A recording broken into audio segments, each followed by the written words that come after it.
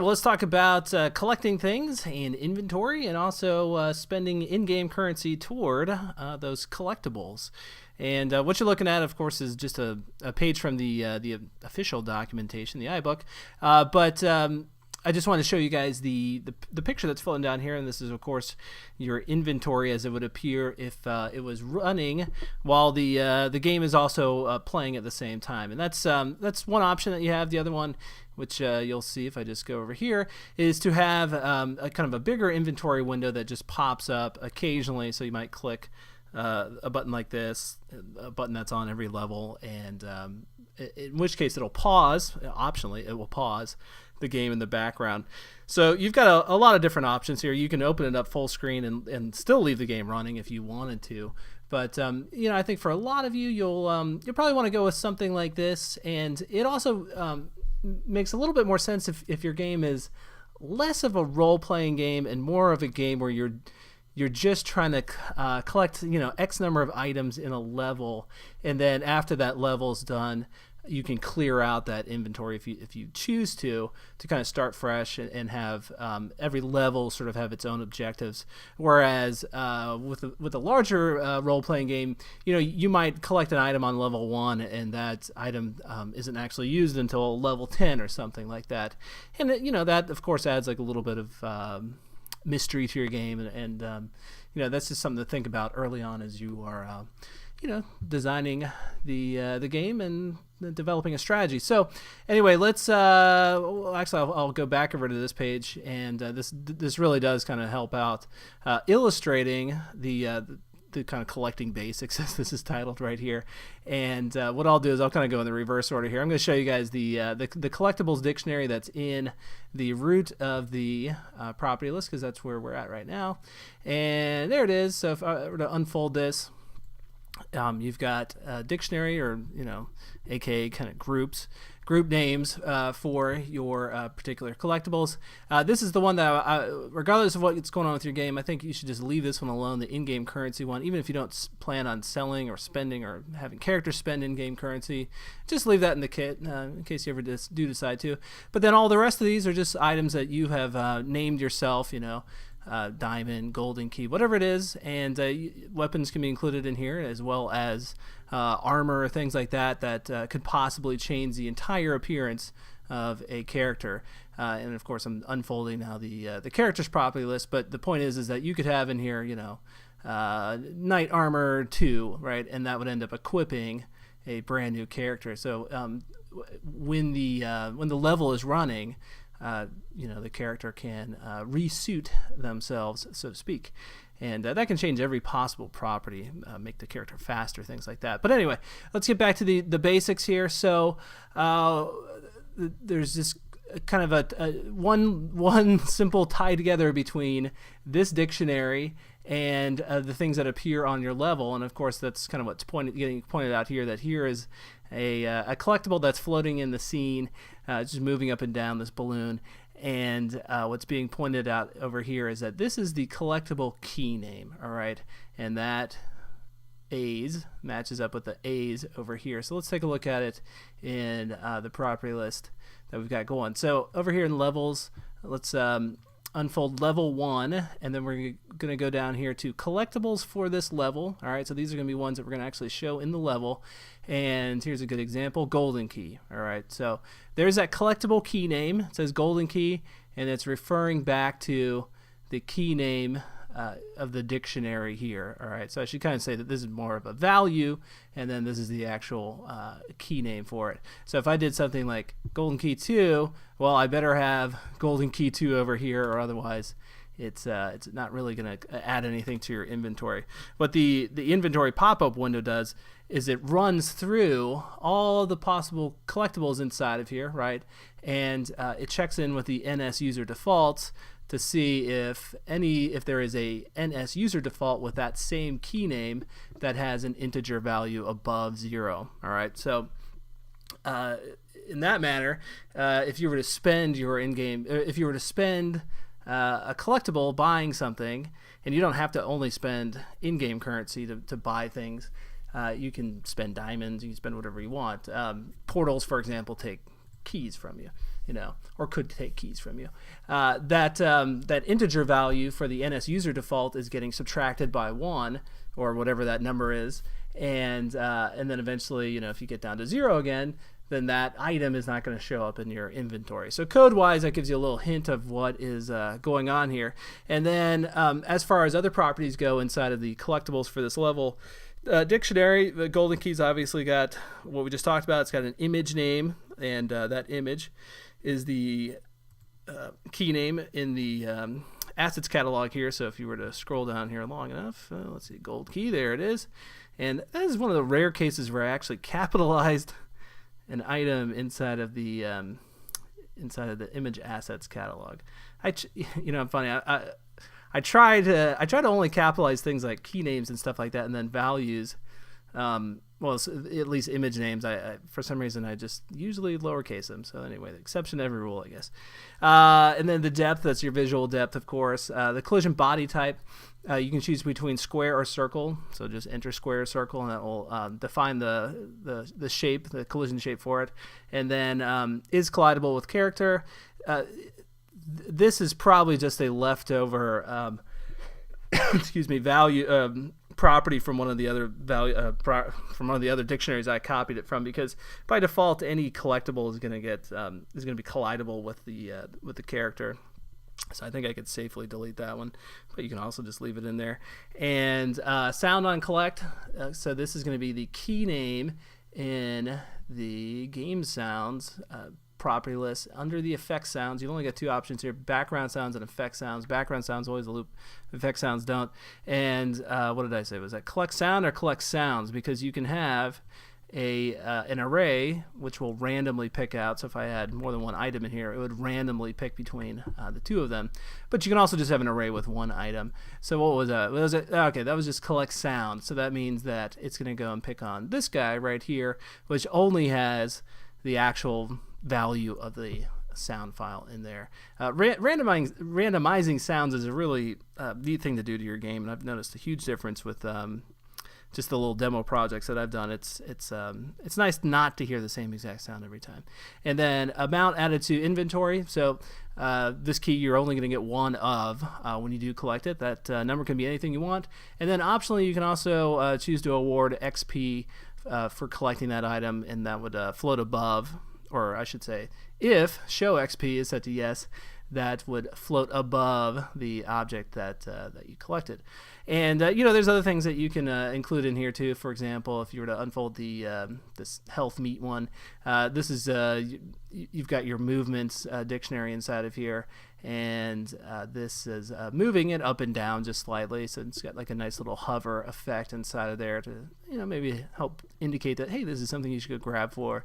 And you can see too that this is was also kind of a leftover property. I was probably toying with enabling it or disabling it, and I guess at one point I probably had it set to yes, but affected by physics is going to be by default no, and of course it's just no in here as well. And you can also have affected by gravity. That's another option in there. But we're kind of getting into the nitty-gritties of the gritty details of collectible items, and I wanted to give you guys sort of the overview. So let's move on, and what you've seen is all it takes to basically put a collectible into the scene, and then when the character picks that up, have it relate to an item in your actual inventory. All right, so without this in here, it would never show up in the inventory, regardless of whether or not that's an inventory that stays on screen all the time or just pops up occasionally. And all right. The documentation has lots of related reading here, which some of it just kind of skips ahead to what we're going to talk about next here. The Collectibles Dictionary, we just went through a lot of these. Oh, I'm sorry, actually, these are the collectibles right here. So there are a few things that we can talk about. And let's unfold one of them. And actually, if I do that, you'll see exactly what you're looking at in the documentation. Inventory item image. So this is just going to be the name of the item in the assets catalog. I should try to say key name, not because that's not necessarily the image name. All right. And what did we have for that one? Key icon. So if you look over here, that's going to be key. icon. So that's what it's going to look like in the pop-up window or the inventory window. And then you have an option over here, show total collected. You might not want to show the total collected, okay? And an example of that would be if you just wanted to show that you had defeated a boss enemy or something like that. You might not want to show that you've defeated one of them if there's only one of them. So you can optionally leave that out, and it just kind of depends on the item, I guess. And then let's look at equipable items here. So there's an equipable one, throwing sword. So now you've got the same options that you had before, but you've got this equips weapon named, and then what you're going to do here is put in here the key value of the weapon that you're going to equip, right? So that's the only real connection there. And then button image. This will default to an image if you leave it out, and I believe that image is it's noted in the documentation, but I'm pretty sure it's use icon or I think it's use inventory is the default one.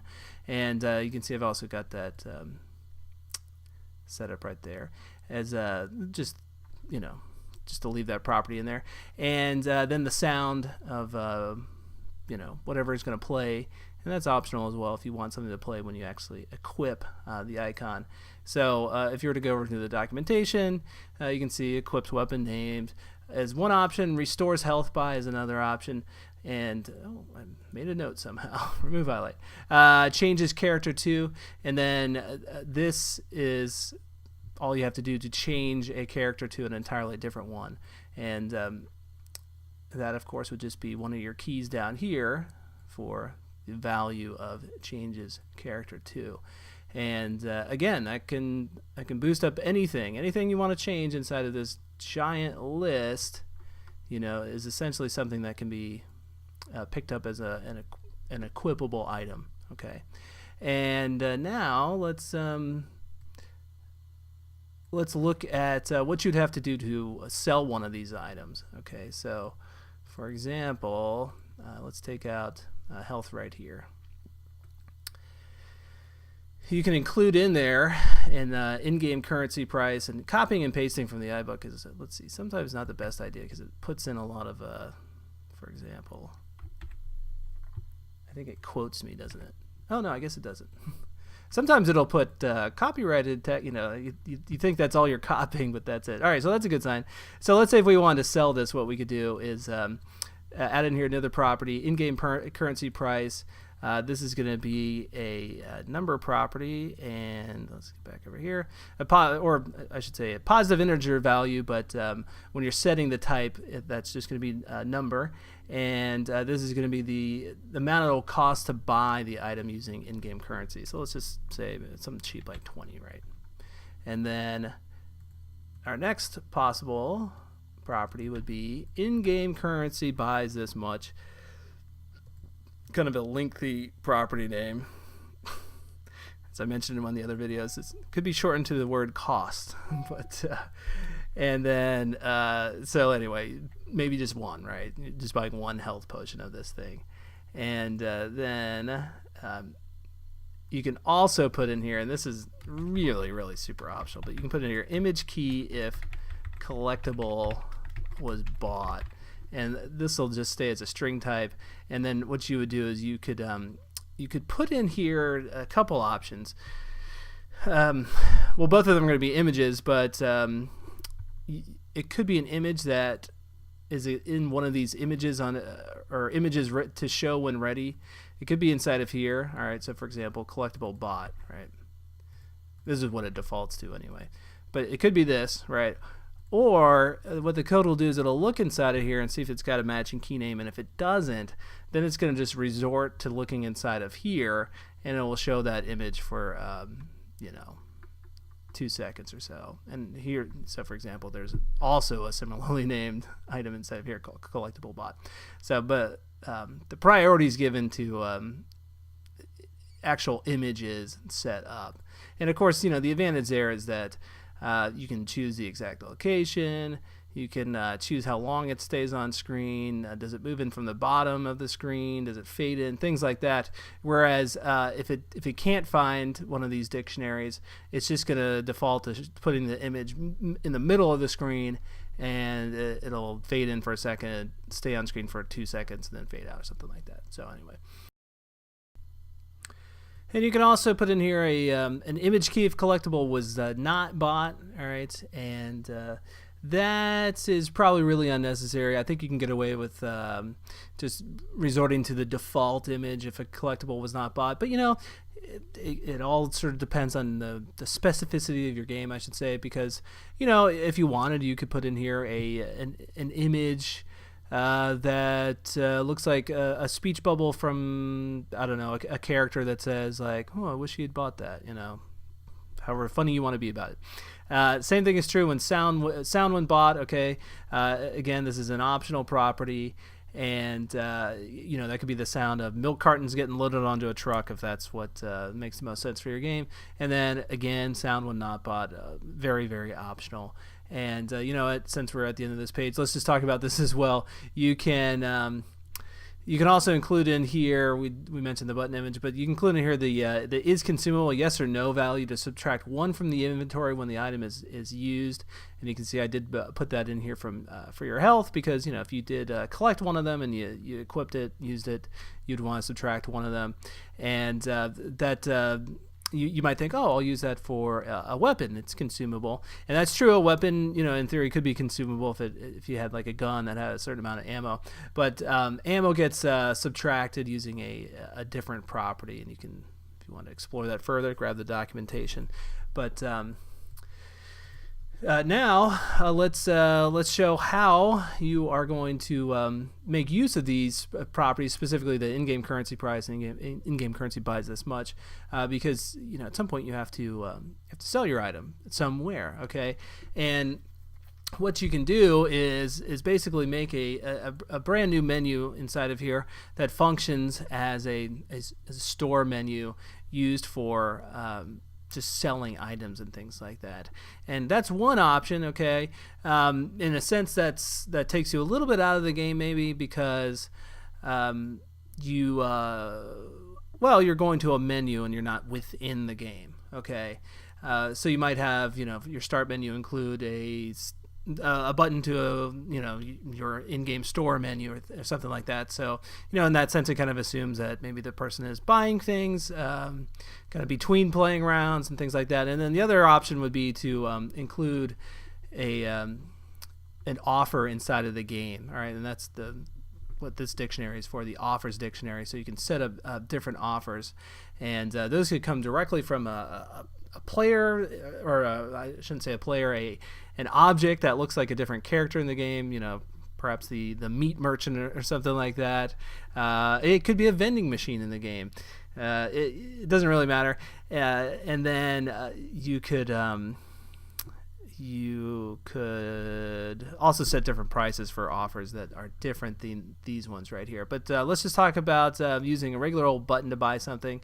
And just kind of show you this example. I'll just get rid of the start menu, and what I'll do is I'll just copy out a different item.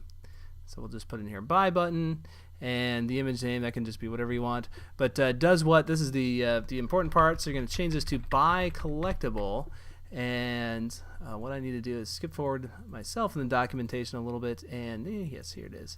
All right, so what you're going to want to do is then after that add in here a new key that's going to be called collectible to buy key name, and you guessed it, that's just going to be the collectible to buy. So if we wanted to have a menu that was selling health, then we're just going to take that key name and put that inside of there, and that is actually all you have to do. You can get rid of that property. And the buttons have properties like moving from bottom, wait to show for this many seconds, things like that, which in transition you don't need for that one. Resize phone you might want, but kind of bare bones, this is all you'd have to do to have a button sell a collectible item. Okay, so let me just get rid of that button so it's just not lingering there and I forget about it. Let's go over here and talk about the offer system. And I'll unfold this now. Okay. There's currently only one offer set up inside of here. It's kind of a lingering one from the other demo project. It's called Buy Fast Bubbles. And if you were to unfold this, you don't have that many properties here. But first, let's talk about how a merchant or something like that sells or makes an offer inside of the game. Any one of your objects, and let me go to a level and point out an object. Let's see. Okay. Well, here might be a good one. A table. Okay. A table could make an offer to somebody. Right now, there is no offer key set inside of here, but all you have to do is put in here offer key, and if you ever need to kind of remind yourself how this all works, go over here to the offers section of the documentation, and you can see that there we go. There's that same name, Buy Fast Bubbles, and so you get an idea. Here's what the offer would look like when it opens up. So yeah, we'll put in here Buy Fast Bubbles, and you're done with that. All the character has to do now is collide with that object, and the offer would come up. And then you've got the option here to pause the game when that offer is made, or leave it running. And your accept and decline buttons, these are going to be the same for any offer that you make. All right, so make them kind of as generic as possible, image-wise. And I'll fold those up, and otherwise it's just kind of positioning them. So anyway, here's your the image name of the offer that you want to make. So that is in this case over here, it says here's an offer, 500 fast bubbles for only $750. So you're going to put an image in there, and that gives you an opportunity to kind of show like an icon of whatever it is you're selling as well. And then offer buys collectible. Okay, so that's an important thing. That's the actual object that you were going to buy. And in our kind of with our previous example, it might have been health, right? And then that would go find the collectible key that you're going to sell, and then what you can do is set up a different price. All right, so you can go over here and put in here in-game currency price, and in-game currency buys this much. So I mean, it could be the same as the default values for those, but it could be completely different. And you might be thinking, well, wait a minute, you're kind of defining the same thing twice there, aren't you? And there's a reason for that, and it's because like any good RPG, things do change over time. And at the beginning of the game, or at least the ones that I remember, you'd go and find a merchant or something like that, and they would be selling something that you obviously couldn't afford on level 1, right?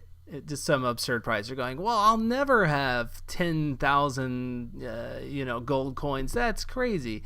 And then of course, as you go through and you advance levels and things award you more money and things like that, you can afford those bigger items.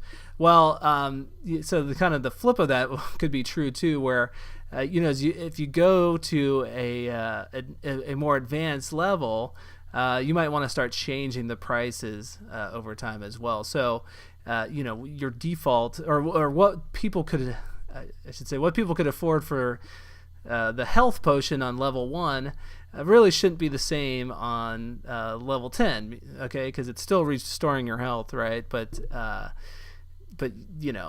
the values of things have inflated, or should have inflated over time, So anyway, that was my thinking there, and of course it just gives you more flexibility.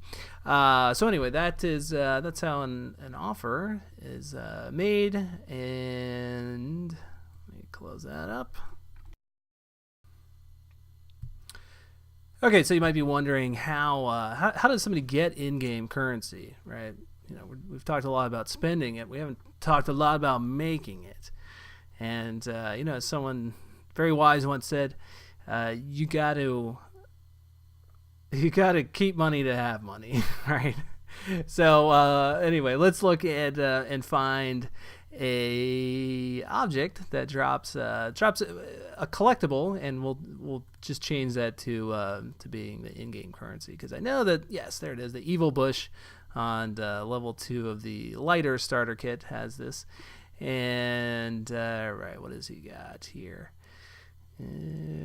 Yes, collect. Oh, he gives money. Okay, all right. So he's already set up collectible key name on break. All right. So again, this is our evil bush character. He just roams around, fires fireballs at you, and the collectible key name on break is going to be in-game currency. That could be anything. It could be diamond. It could be health. Whatever you want it to be. And the collectible image name on break is that's optional. I think it's optional. I'm pretty sure it's optional. It's a little image of a coin. You know what? Worst case, worst case it just wouldn't do anything. I don't think it just wouldn't show anything. So anyway, pretty sure it's optional, but that can be a little icon that floats above the character that's been defeated, or object that's been defeated, I should say. And in that case, I just made it look like a generic coin. And then you've also got an option in here that says randomly awards collectible how often. So this would be 1 in 3 times. It's not a guaranteed 1 in 3 times. It's just truly random. So you might not ever get one, but the higher that number it is. So if it was 10, it would be you have basically a 10% chance of getting it. That's a bad example. If it's 3, you have a 33% chance. And if it's 4, you have a 25% chance. Okay, does that make sense? And on top of that, you can also award experience points as well. So, at least if someone didn't get the collectible, they're going to feel happy about getting experience. And that's pretty much it. So that's an example of an object that is an enemy that gives you in-game currency. And, if you wanted, you can just drop an occasional coin out there on the level. And in that case, you'd want to put that object defined here in the collectibles for this level dictionary. And the collectibles for this level are basically get acquired as soon as you run into them. Okay. So, for example, here's your golden key one, right? The collectible key name is golden key. If you want this to be money, just put in here in-game currency. And there you go. Of course, you might want to change the image to being something other than a key, but that's all you'd have to do. So occasionally you could just leave money lying around in the game, and that's one way, or that's 2 ways of getting your in-game currency. And then another option, of course, is to go and sell it through the actual app store. And if you want to do that, you can go down here to your in-app purchasing property in the root, and you should toggle this on, use in-game currency, set that to yes, and then in the App Store, you're going to want to be sure that you set up an in-app product that is going to be consumable, okay, because it's currency is a consumable item. After you've spent your 10,000 quatlus or whatever it is, you don't want somebody to go and hit restore purchases and get that 10,000 back. All right, and come to think of it. Yeah. So anyway, your in-game currency here, I was trying to think code-wise if that actually would even work. But yeah, it would. In-game currency amount for product 1. All right. So if you're using the in-game currency, that means that when that item is bought, it's going to come down here and check to see if it's going to give you this much, or it's going to give you this much, whatever you put in here. All right. And same thing for product 2, same thing for product 3. And then that's it. These are just some defaults that are kind of unrelated to that.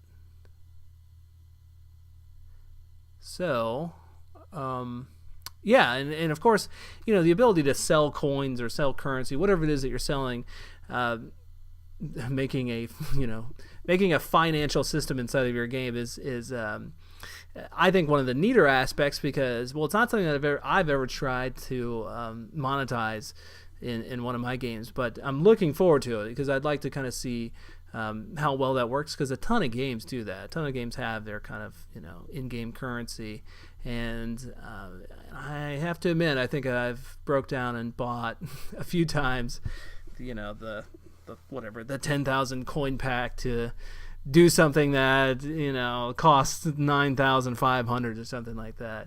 It's kind of scammed in a way. You go, wait a minute, how come this is not just a non-consumable purchase? But I mean, that is the thinking behind it, is that you can sell things on more of a per device basis. Okay, so for example, if 10,000 coins or currency or whatever bought you access to levels 10 through 20 in this game, that would only be limited to that particular device, because they're going to be the only device that cashes in on that consumable purchase. All right, so your other devices that you have, your iPad or something like that, if they weren't the device that you had bought from, they're not going to also get that currency upgrade. So that's kind of something quite major to consider. Okay, last thing we'll talk about in this video is just the actual inventory window. So we'll get into some of the details of this. And as I mentioned earlier, the game can be paused in the background or it cannot be paused, just depending on what you want to do, which effectively makes the inventory part of the general user interface if you want it to be, or not. Or you can just pop up here in a big giant window and kind of take over all real estate of the screen. So first thing you should know to kind of if that's going to be the case, you're going to need to have a button, probably a button on every level that has this option: does what, set to opens inventory. Okay, and that's just kind of pointing out where in the kind of kids app version of the starter kit where that button is. And of course the one that I'm modifying over here, it just leaves the inventory open all the time. And let's talk about kind of laying out your inventory. That's one of the most important things, of course, because since this is part of the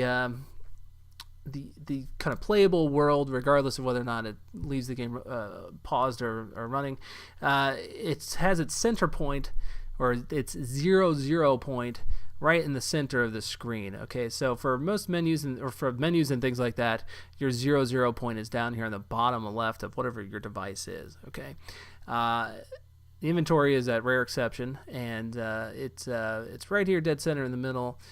So you can see that I just pointed out here that this cloud, you might think that the cloud's got its location set closer to these values. If the whole screen is 1024 by 768, cloud up here in this top right corner be closer to those values. But no, it's actually 380 by 330. Okay, so if you're starting in the center here to go all the way out here like this, well, those numbers that you're seeing right there are not accurate, but it would be 512 this way, or a negative 512 back that way. And 512 is, of course, half of 1024, and then half of 768, 384. So 384 up gets you over here. 384 down gets you down to the bottom of the screen, so a negative 384. So by default, the inventory is going to open up at 00. Okay, so let's pretend that this area that I'm selecting right here, could be like that image, right? That's just going to be by default get put right in the middle at 00. All right, and what you can do is, well, you have a few options here. That background, that inventory background, it can be at a background location different than 00, in which case put in here background location. And in this version of the game, it pops up at 227.318, and you can see that that's actually kind of a little bit closer to these numbers right here. So it's showing up, right about at this point, and that worked great. That was working great on the iPad, and then for the iPhone, it needed a little bit of adjusting. And the solution there is the best solution, I think, is the only solution is the offset the entire inventory on the phone and the iPhone wide, and that's what those numbers right there do. And you can see that there's no offset with the iPad, because essentially what I'm doing is I'm basically just using location values for the iPad first, right, and then doing everything secondary for the phone, things like that. And what happens is the inventory, the entire class gets moved around with these values right here. Okay, because there's other location values in here. There's the first item that you're going to show. Okay, in this case, that first item is right here. It's that one, and then subsequent items get placed based off of that. So the next one is going to be this guy. The next one's going to be that one. And if you choose to have more than one row, then it's going to be this one below that one, and then so on over and over again like that. And then in terms of other locations, there's your forward button location, your back button location, and really the best solution then was not to have to fuss around with putting in multiple phone locations for each one of those things. The better solution I thought was just, hey, you know what? Once we've got all set up on the iPad, let's just offset the entire class, entire node, basically. And you can choose an alpha background. I mean, you can alpha out the background of it if you want to. And then this resize phone, probably 0.4 is going to work for you, but that's a decimal value, so you can set it to 0.4 is 40%. You can scale it up or down, just whatever works best for your version. And then, as I mentioned before, items per row, any number you want. It could be 1. It could be 2. No, it could be anything. And if the available space, or I should say, if the number of items that you've collected exceeds the amount that you are specifying that can be shown, and essentially all that is just items per row times the rows, then you'll end up getting these back and forward arrows. You're not seeing the forward arrow right here because I guess I took a screen capture of the second screen over, second page of icons. That's why you've got other options for your forward and back button. But all you have to do is set that first item location inside of there, and again, refer back to that image that I had up previously, this one right here. When you're trying to figure out where does that icon go, well, it's going to be based off of 0, 0 being in the middle. And what did I have for this? 125 and 332. So in this one, that first item was actually showing up kind of more like this, and there's only 3 of them, and there's only 1 row. So there's going to be 1 here, 1 here, 1 here, right? And then your item, your X buffer. Okay, so that's going to be the spacing between those, between the icons. All right. By default, what's going to happen is it'll figure out the width of the icon that you're using, and add that onto it. And then what you can do is add in an extra little buffer. So in this case, it was just 15 points. There's no Y buffer because I didn't need one because we're only showing 1 row here. And then the item count offset, and let me show you a better image to describe that. That's right here. All right, this is your item count, and if you want it to be right in the middle, then you don't add anything for the 0. I mean, for the x-axis. All right, so your item count offset x is going to be 0, and your item count offset y, well, at least in my case, was negative 26 because we're going from the center of where that icon is placed and then just moving down like that. All right, so you can put in negative or positive numbers. It doesn't matter. Just keep in mind negative is going to move you either down on the y-axis or back this way on the x-axis. So 2 positive numbers would put you somewhere over here, and you can design your kind of icon backing accordingly. And let's see. I didn't actually mention the item background yet. I'm sorry. That item background is this right here. Okay, that's just saves you from having to put in the same kind of background behind every icon every time. So, for example, this little circle right here is showing up. That's that outer ring right there, and of course I have another inner ring right here. Is it just as easy to include that as part of the source image? Yeah, in some cases it is, but in other cases it might not be. Just depends on you, I guess. So then we've got here item count, font name. So that's gonna be the actual font of the that item count, font color, font size, all kind of obvious ones. Item count font aligned, is that going to be in the center? Use inventory image, and this is going to be your default image for using inventory. I did mention that earlier, right? I pointed it out in here. It's use inventory. It's that guy right there. That's the default one. So if you if you don't override that with something else like drink inventory. And then this defines where that's going to be. So again, I didn't put it anywhere on the x-axis. I just left it at 0, but it goes down to -50. So if this was, I might actually have a picture of it in here somewhere. Yeah, there it is. So -50 is like maybe down there. And then your forward button image. Okay, so that's just going to be that arrow that shows up if you want it to be an arrow. I called it next button, and that's the key name in here. Your forward button location, again, kind of just got everything set up on the iPad, and then everything gets shrunk down. So then your back button location, same deal, back button image, back or forward sound. I just use the same sound for both. Just I guess it's a popping noise, kind of a weird one. And then close on touch outside of background. Okay, in this example, all right, and the property list I'm looking at is the game that has the inventory running it all the time. I disabled that. I put that to no. Okay, otherwise touching the screen would close the background or close the inventory, which I don't want. I want the inventory running all the time or showing all the time. And so obviously in this case, the close sound doesn't matter. And then inventory leaves main game running, that's set to yes. And using item closes inventory, that's set to no. So if you were to set that to yes, then anytime you equipped an item, it would close the inventory, which does make sense, I think, if you're doing something like this where it's popped up like that. So you open your inventory real quick, you use some health, and the inventory goes away, right? But you've got the option to not close that. And then one thing you're going to want to make sure of too is if you do decide to always have your inventory running open, you want to have this property set to yes. Open inventory when level begins. So set that to yes, and then the inventory will automatically open at the beginning of the level and become a seamless part of your interface.